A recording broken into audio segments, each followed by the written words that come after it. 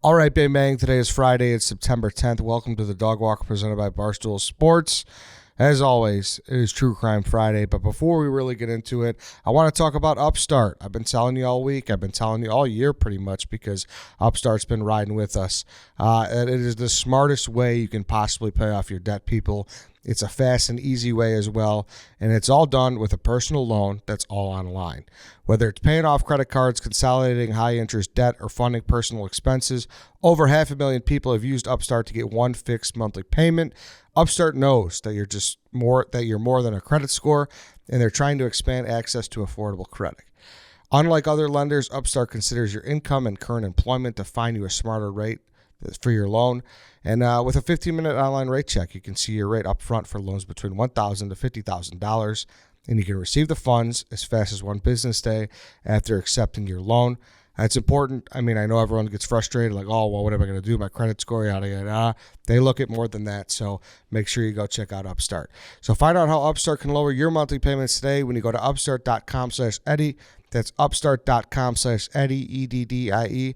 Loan amounts will be determined based on your credit, income, and certain other information provided in your loan application. Go check out Upstart. Also, it's Friday night. You need your Roman, okay? You're not going to be using these old tricks. You know, we talked about Howard Hughes earlier in the week. I know it's football season, and, you're not going to be thinking about the lines to the next game or whatever. You need the Roman swipes. So they're a clinically proven way to last longer in bed. They're effective, easy to use, and they're fast acting, but they don't require a prescription. Roman can ship the swipes in discreet, unmarked packaging, and each swipe packet is small enough to hide in your wallet for whenever you need it.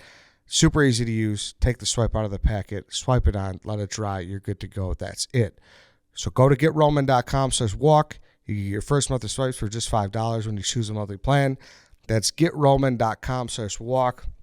Like I said, you never know. You never know when you're going to need it. This should be 1A, 1B with the condom in your wallet. Just slide it in there. Super small, super, concealable.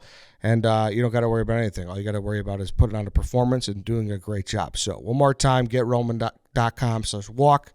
Go get your swipes. All right, True Crime Friday. We're back, Allie. I got to be honest. I'm still on the edge of my seat from last week's. Although you say you got a plan, so we're getting something else different out right now, but it also kind of blends in somehow.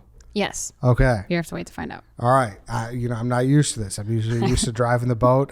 You have the wheel right now, and you're taking us down the river, and we're going wherever we're going. So. Yep. All right. So what's up? What's up for today? So this week we are going to talk about Todd Kohlhepp, which I know you said you were not familiar with, correct? He is a infamous case. Murdered several people. He actually got caught because, kind of similar to the case we discussed a couple weeks ago, one of his victims ended up being rescued, and then it was a whole can of worms that was open, and he got caught. Mm-hmm. So Todd Kohlhepp, he grew up in South Carolina in a very, very dysfunctional home. I mean, broken family. He was abused by his father. He was abused by his grandfather as a child.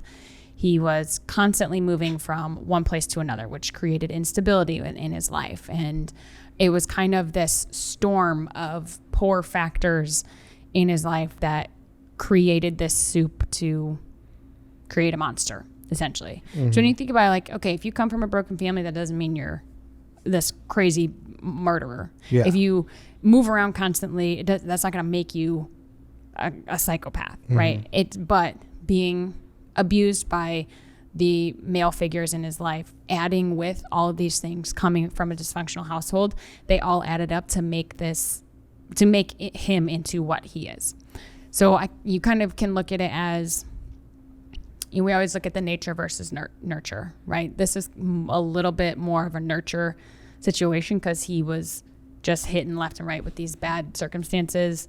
He was not taken care of the way he needed to be taken care of, and it created this everything that he was, or later. I mean, it's still, like, to me, that's like the greatest debate in forever, like in the world. Like nature versus nurture. I really think so. I know, because you can always look at it both ways. I mean, yep. Some people can grow up in in a broken life and also have just it instilled in them, and you can go back and forth, yes, for days. And like you'll sit there and you'll just have experiences and you'll know people with both scenarios. Mm-hmm. And it'll always just catch you up, and you'll always be in a position where it's like, oh, I think this is, well, what about that guy? So it's the most fascinating debate in the world to me. It's something that's super interesting to look at. I mean, you can obviously look into a lot of the psychology of it and all of that. I mean, you can go down such a black hole in this. You could create its own podcast in and of itself with the whole nature versus nurture, especially in true crime situations. So it's all right. You're pretty confident this is nurture then, but more so nurture than nature. I mean, nature could have had, he could have been born with some sort of nature instinct that would have caused this. We don't know, because the nurture took over. It was so bad that it just kind of was such a big factor in it that you can't look at it without it. So Todd Kohlhepp, I mean, just absolutely wreaked havoc on South Carolina. He was a kidnapper. He was a rapist. He was a serial killer. I mean, this guy is better off dead. Now, Kohlhepp did time. This is where we can also go back to nature versus nurture. He did time in a mental health institute as well. So we do have some sort of nature there, being that there were unsolved issues. And we come to find out that clearly it did not do much good. And his criminal career began in 1986. This was in Arizona. He was 15 years old. He was convicted of kidnapping and sexual assault at 15 years old. Jeez. He abducted a neighbor, a girl who was his neighbor, abducted her by threatening her with a gun, tying her up, and then raping her. And then after torturing her like this, he then threatened her with the gun and said, if you tell anybody, I will kill you. This is the beginning of his criminal career, and he's 15 years old. Now, I mean, we're in for a rough ride. This kid is brutal. So he was sentenced to 15 years in jail for this, and he gave 15, huh? At 15. And he gave an explanation. He said, I did it because my father was out of town, and so I had this opportunity, and she liked one of my friends, and I was mad about it. That she didn't like him. So he was like, if she doesn't like me, I'm going to force her to like me. Obviously not sound judgment, but going through his head, that's how he looked at it. So this happened in 1986. He was actually released in 2001, but his crimes did not stop there. This was no reformative 15 years in jail. So even with the odds against him and the broken life that he grew up in, the bad circumstances and all that, he was actually a really, really smart guy. He just did not, he used his smart for evil instead of good. So there was a lot of darkness behind the curtain. But when he got out of jail in 2001, when he was in jail, he actually ended up earning 2 degrees, and he got a good job after he got out of jail. Like if you looked at this on paper, it looked like he was doing everything he needed to do. And this model person prisoner, incarcerated who gets out. Right. This would be, you're on the up and up. Mm-hmm. He was not. So.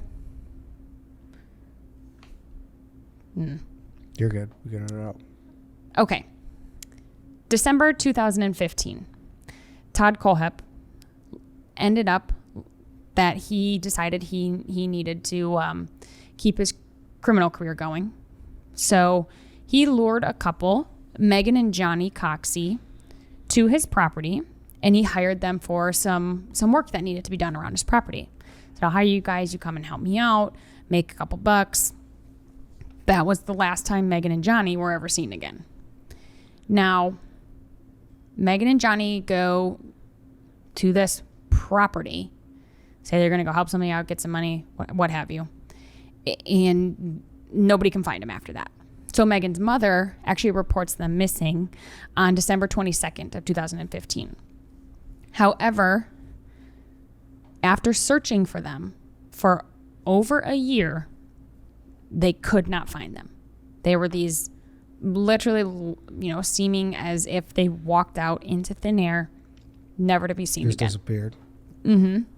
And, again, it's not like they were going to do like, oh, whatever, Radio Shack hired me for some seasonal help. We know where you're going to be. We know what you're doing. It's just legitimate. I mean, they were just going to help somebody on their property. Mm-hmm. So this is kind of very broad, doesn't give them a super good path to look down. Again, they looked for over a year and they could not find anything. Now, the couple, when Megan and Johnny got to Kohlhepp's property, he took them captive and shot and killed them. Now, he was always more interested in the women than the men. Some sort of complex with him. He would kill the men, and then he would keep the women as his prisoners for a little while, and then he would kill them when he decided that he was finished. Now, his property was over 90 acres. This is a huge... We've talked about another case that had a very big property like this. This is a lot of land. Mm-hmm. And in most cases like this, you have somebody who owns this much land. More than likely, 80 to 90% of it is not going to be land where anybody is doing anything on it, right? I mean, it's not like he owns 90 acres and that's where a city is located, right? He owns just land. So people aren't going back there. People aren't doing things. This is his land. It's private. So perfect place to hide people, right? And that's where he buries their bodies, on his property, in this 90 acres of his property that he has. That's crazy that he was able to get 90 acres of property. I know. Doesn't that seem like a lot? It seems like a ton. I just looked it up. It said he purchased it for $305,000. Can you? Yeah. You can get like maybe a one-bedroom apartment here for $305,000. Right? Crazy. If you're lucky. That's so crazy. Damn. So, yeah, he's sitting on this big piece of land, and he's not doing good things with it. He took him captive, shot him dead, and now they're buried on his property. Obviously, nobody knows this because this is a very hard thing to track down.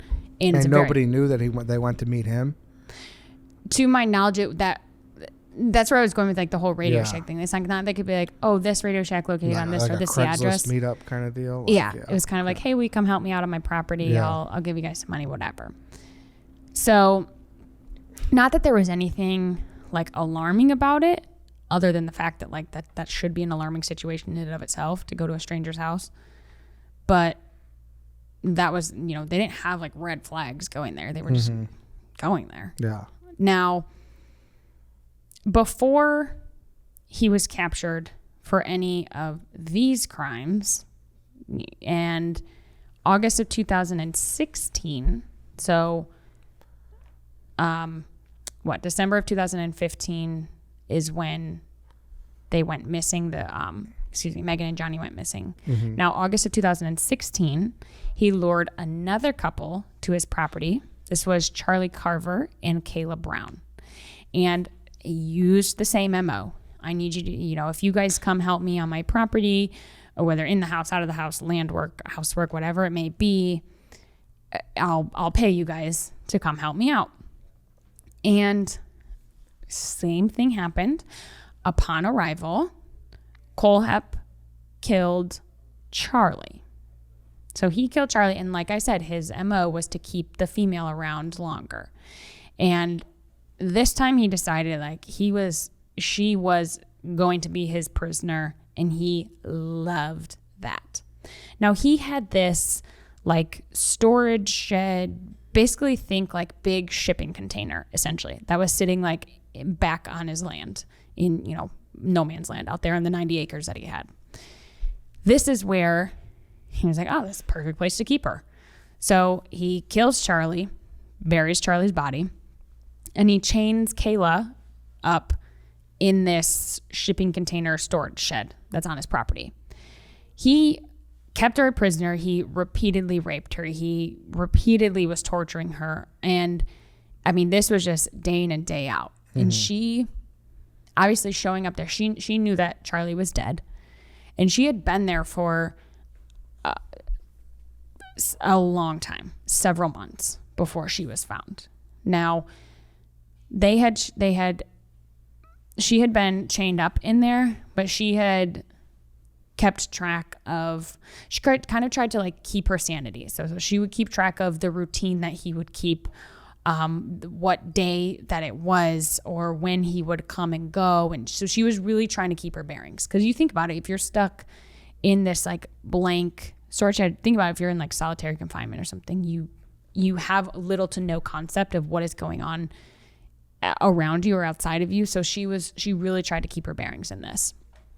Now, they were also reported missing, and authorities began to look for them. They actually got a hit on them when in November of 2016, again, they went there in August to go do work on his property. November of 2016, they pinged their cell phones, Kayla and Charlie's cell phones, to the Kohlhepp property. And so now they're like, okay, we need to search this property. They're rolling up. They've got their work cut out from them. This is a big property. And Kayla is then rescued by authorities. So they're searching the house and they don't find anything. They're starting to search the property. They're not really having much luck with it. Again, it's this big 90-acre property and they don't know that people are buried there. They don't know exactly what they're looking for other than their cell phones pinged here. So that must mean something. Now, they come across this like random shipping container storage shed thing. And they kind of start like looking around it and whatever. And they like start hearing this noise, this like banging, screaming noise. Like, where the heck is that coming from? And they are starting to like knock back and it's like, hey, hello, is anybody in there? And that's when Kayla starts, throwing a fit, banging her shackles and yelling. And they're like, oh my God, somebody is alive in here. We need to get her out. So they eventually cut through the locks and get the locks, and which is like not an easy feat for them. But they get it and they end up rescuing Kayla. And she is, she's still alive. Not to say she's unharmed by any means, because she was just kept in this storage shed thing for months. But she's alive. She explains to authorities that Charlie is dead and he has been dead for a couple months now. And that his property is buried, his body is buried on the property. And however, over these months where Kayla was kept prisoner, she also learned a lot about Kohlhepp and about his previous crimes, about the other couple that he had done the same thing with and killed and buried on their property, and said, she told authorities there are more people, there are more bodies on the property. And did he told her that, I assume? Yeah. How else? He would he told her that, and he would almost like brag about what he did, thinking like he's got this power, he's holding her prisoner, he's got this like power over her, let me brag and boast about these other murders that I did and what have you. So she's she indicates like, obviously she tells them everything that she knows. She says like, hey, Charlie is not the only person that you are looking for out there when you go to look for bodies. There's going to be several more. And this just opens, like I said, this entire can of worms to everything that Todd Kohlhepp has done. Now, what they were doing is he actually had another property as well. And so when Charlie and Kayla's phones pinged on the big property, they were like, okay, clearly we need to search the property. They very easily got this warrant to do so. But they were thinking ahead of time, okay, he's got 2 different properties. We don't know where he is, and we don't want to search one property and spook him so that he can go on the fly, right? Mm-hmm. So authorities, what they do is they send teams to both properties. And so one property goes to, his home, when the other property goes to the 90-acre spot. And as they're searching it, they're obviously coming up with they find Kayla, they start to realize that there's a lot more going on here. But Todd was actually at the other property. So he wasn't there when they were searching this, but they were able to obviously communicate, hey, obviously we need to take this guy into custody. This is where, so he's taken into custody and he wasn't given the chance to run. And if they wouldn't have thought of that, he might have, because he could have just fled. Yeah. When he wasn't even at the property. So he's arrested and he confesses to killing Megan and to killing Johnny. The police end up searching the 90 acres and they find Megan and Johnny's body. So this is now almost 2 years later from when they went missing. So now we're at least bringing these families closure, right? Is we're finding their bodies. It's a horrible closure to bring them, but after this long of searching for them, they finally have some answers. And really bizarrely though, and this does not really fit with much else that goes on in the case, but Megan and Johnny were found with their feet missing. And they to this day, they have not been recovered. They cannot find their feet. To which, like, I don't know what that means, to cut off somebody's feet. Yeah. Whether it means, like, oh, you can't run from me. Maybe. You know, something of that sort. And where did they go? Where are the feet? You know, like, at least, like, nothing. They haven't found bones of the feet. They haven't found, like, where did they, cannot find the feet anywhere. And this is just very, again, it's very bizarre. It doesn't really fit. It does, but it doesn't really fit. Like, this whole case is kind of just this bizarre, like, detail. He cut off their feet and we can't find them. Now, Kohlhepp was officially charged. Ready for this? Yeah.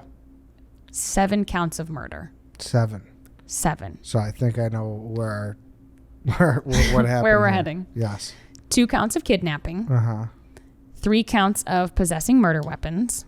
I mean, so he's got a rap sheet going on. He obviously has a very big criminal history. I mean, his criminal career has been going on for a while at this point, you know, like 30 years. Now, Kohlhepp is absolutely a shoo-in for the death penalty.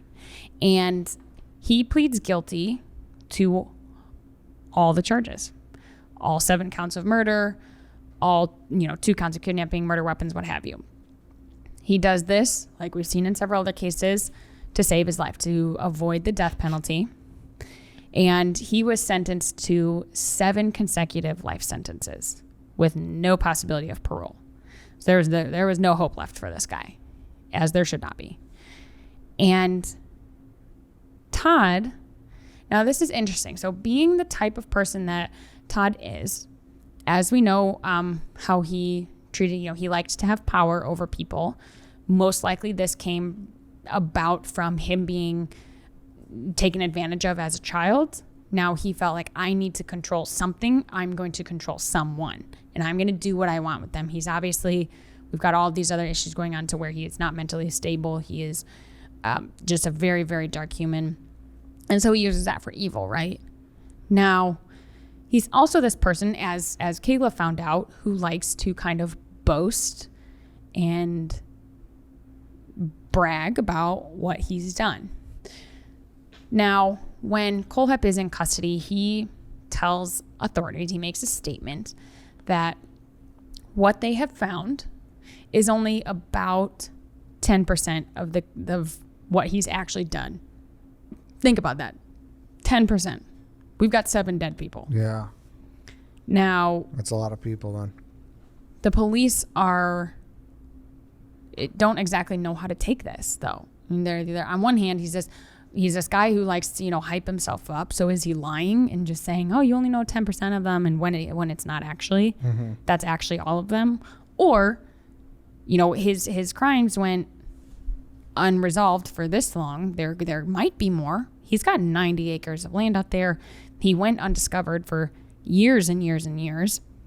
And it kind of, the only thing that makes sense about it is, so like we said, his criminal career started back in the 1980s. We're in 2016. If he is this messed up and this evil and this brutal of a person, why would he stop for, from 1986 when he abducted his neighbor all the way up till 2001 when he got out? 2001 is when he got out. And then stop until 2015 or 16 when he lured the first couple there. Was he just this model citizen in between, which it doesn't really make sense, right? Because it's not like he did one thing, went to jail for it, got out, and then years and years and years later did one more bad thing. I mean, he was consistently luring people to his property. He had a method of madness to it. So police are like, you know what? I guess it doesn't really make sense that there would be nothing in between there, right? That just, it doesn't fit right. Now, we go back to the Superbike murders. Again, that was in 2003. So he gets out in 2001. These Superbike murders happened in 2003 down in Chesney, South Carolina. So not super far from where he's located. He has this November 6, 2003, Superbike murders. For some reason, Todd Kohlhepp has this vendetta against the owner and the employees. Actually, no, not for some reason, for a very specific reason. He has a vendetta against the owner and the employees of Superbike Motors in Chesney, South Carolina. Because he felt that they were making fun of him for not knowing how to ride this motorcycle that he purchased. So, again, going back to last week, that customer that was in the store looking at this very specific bike, who they caught on to didn't know anything about riding a bike, with skinny lips and feathery hair. This is Todd Kohlhepp. And he's in the store and he gets pissed off because they're making fun of him, that he doesn't know. He feels that they're making fun of him, that he doesn't know how to ride this bike. And that put him over the edge. Put him right over the edge. And so he goes on this, he decides that's enough. No one's going to make fun of me. I'm going to take matters into my own hands. And he open fires right there in the shop, killing Scott Ponder, Brian Lucas, Chris Sherbert, and Beverly Guy. And then he shoots them all in under 60 seconds, less than 1 minute. And again, they found 18 shell casings in the store. Went like straight up just open fired. Yeah. And like we talked about last week, the employees in the store were, they weren't all just like sitting at the front desk. They were spread out around the store. Like Noel, when he went in there, he didn't know that there was somebody in the back dead. He assumed, but he didn't know that. So Todd Kohlhepp he made his way around the store, making sure to kill everybody in there. And he just happens to be the only customer at the time, or probably if there were more customers, he would have killed them too. Because why would he have stopped there? Oh, you're a customer. You can go. After you've already seen me and you've seen all this. Mm-hmm. So again, he ended up getting away with it for 13 years because he just open fired. He was this random customer with a very general look to him, to where nothing really super stood out, and didn't leave anything behind. He knew what he was doing. Did not leave anything behind, and he just walked off. And the police never, I shouldn't say never tracked him down. The police didn't track him down, but they did have the opportunity, because like last week when I said Brian's parents had hired that PI and came up with all the customers that had been in the store within the last 10 months, Todd Kohlhepp's name was on that list. They just never looked into it. He had a violent criminal history, and they didn't look into it. And not that this was a super huge, like if you were the police looking at this case, like it's not that this was like jumping off the page at them, but they didn't take all leads into consideration, and that ended up with the case going cold for 13 years, and 2, if they could have caught him sooner, other people might still be alive, because he might not have had the chance to lure other people to his property, kidnap and kill them. So it really goes to show, not that I would sit here and say like, oh, it's all the police's fault. They should have done a better job. They should have looked at him more. But again, it wasn't something that like was screaming at them. Blatantly obvious. Yeah. Right. They just should have done a better job of, Damn. Especially when they're handed this list of leads, right? Yeah. Like, here is a list of the customers that have been in your store for the past 10 months, people that you might want to look into, people with violent criminal histories, and they just completely brushed it off. I mean, they didn't even really think twice about it. And Todd Kohlhepp's name was on that list. I mean, they had him sitting right there on a silver platter. Somebody literally handed them to him. So, once he is captured, once he's arrested, he confesses to the couples that he murdered and kidnapped, tortured, whatever. He also confesses to this 2003 murder. And all of a sudden, authorities are like, no way. I mean, it completely came full circle to be like, this is our guy. And he just told us. I mean, he openly confesses he was on a roll and he confesses. So now, I mean, they just solved 4 murders right there. Yeah, so those were in 2003, the Superbike, and then the other ones were in 2015 and 2016. There was definitely more in between. Right? I mean, come on. That's a long period of time to just... he says that's 10%. Like, why did he confess to those and not anything else? So that's weird. Yeah. You know? I mean, maybe because, they did find the bodies of the people that were lured to his property. Now, see, this is the thing, though, is clearly he's got different methods of madness here. I mean, he's going to a store and he's open firing on people. He's taking people prisoner. So it's not like he... Like the Superbike was very emotionally driven. And so was, I guess if you want to consider the rape into the equation as well, that was emotionally driven as well because she liked his friend and not him. Yeah. But like these other ones, like they were like planned out and... Yeah, very different. Like they're all super different. Like the police had no reason to believe that he would have been involved in like the Superbike murders until he told them, right? Because it doesn't match. Like when the police go into this, they're seeing, okay, these 2 couples were lured, they got tortured, killed, what have you. That in no way points to the Superbike murders. I mean, they would have, unless he would have said something, which he did, that there was no cross connection there that would have made sense, that's why I think that there's no way he would have gone this whole amount of time, over 10 years, without doing anything else. And I mean, to this day, we don't know what else, but what is just 10 years, he's not doing anything. And then all of a sudden he decides like, time to start back up again. For sure not. No. So it was also an interesting point though. He was kind of looking out for himself in the sense that when he was luring those couples to his property, he had their phones and such, and he was posting on their social media as if like they were still alive and but making like weird posts where people were like, that's like, why would you? Yeah.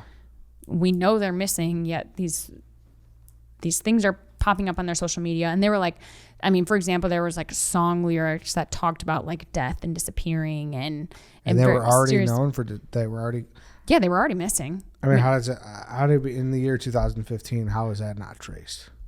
Right? Yeah. How is that? Well, they did. That's how they rescued Kayla. But how is it not traced sooner? But sooner, yes. Yes. Because that happened in 2016. It's like 8 months later. Right. Yeah.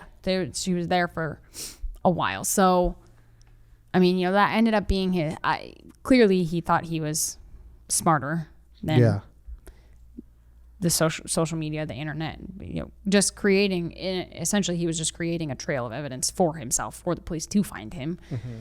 I'm sure he wasn't thinking under that circumstance, but that is why the Superbike murders took 13 years to solve. And that is how they got solved, by him saying, hey, a confession. That was me. That was all me. And wow. Who knows that, he claims that there was no break in his crimes from 2000, with the 80s, and then he got out in 2001. He claims that up until he was caught, there was no break in between. He doesn't go into detail with what else is in there, but he says the public only knows 10% of what I've actually done, and he's already killed 7 people. Yeah, South Carolina, I think you gotta, like anything unsolved, you gotta. Yeah, you gotta look at him. Look into him pretty closely. Yeah, so who knows? Maybe in the future, there could be something completely unrelated, right? Some cold case that you would never think was Todd Kohlhepp, but why would we have thought all of these were related? that we know about. So Yeah. that's the hard part about it, is like you could essentially that you would have to go down the list of every single cold case and do almost like a process of elimination and it doesn't mean it's a cold case. It could be something that nobody has ever reported or nobody knows about. And, you know, he did something and just, you know, whether it was somebody who wasn't reported missing or somebody who nobody even realized was missing or something along those lines where it's not even a cold case yet. And he still could have done something and we just don't know. Yeah. So it is weird though that he would confess, like being the type of person he is where he likes to like boast about himself and hype himself up, that he wouldn't confess to the rest of them. Unless like to him, that's like his, like it's like a game he likes to play. Like he likes to have that power where they're not going to find out unless I tell them kind of thing. So who knows? I mean, you could go down a complete dark hole with the psychology of this guy, but who knows? He could be, if he's telling the truth, that's really scary because we have a period of like over 10 years. It's a long time to look into and see what else. It's a long time. What else is in there? But now we've come full circle. Do you feel better? Yeah, I didn't. That threw me for a loop. So makes sense now, obviously. All right, then. That's it for today, correct? Yep. All right, Allie. Thank you. Thank you, everybody, for listening. That's it for this week. We'll see you next time.